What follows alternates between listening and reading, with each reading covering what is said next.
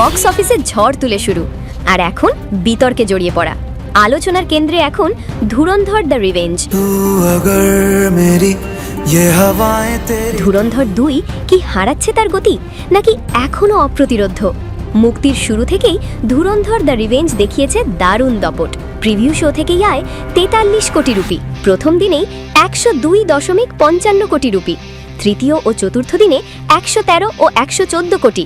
এক কথায় blockbuster start. তবে সপ্তাহ শুরু হতেই দেখা যায় স্বাভাবিক পতন। পঞ্চম দিন 65 কোটি, ষষ্ঠ দিন 56.60 কোটি, সপ্তম দিন 47.70 কোটি।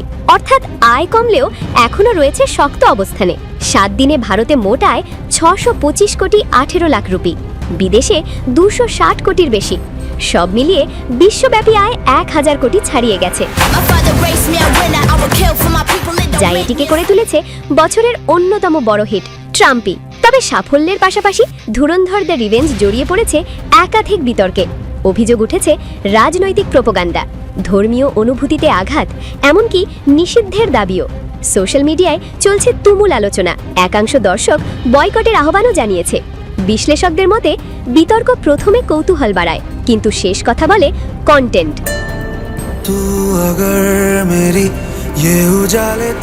ধুরন্ধর 2 এর ক্ষেত্রে অ্যাকশন ও স্কেল পেয়েছে প্রশংসা, তবে গল্প ও মেসেজ নিয়ে সমালোচনা। তাই প্রতিক্রিয়া এখন মিশ্র। সব মিলিয়ে আয় কিছুটা কমলেও ধুরন্ধর দ্য রিভেঞ্জ এখনো রয়েছে শক্ত অবস্থানে।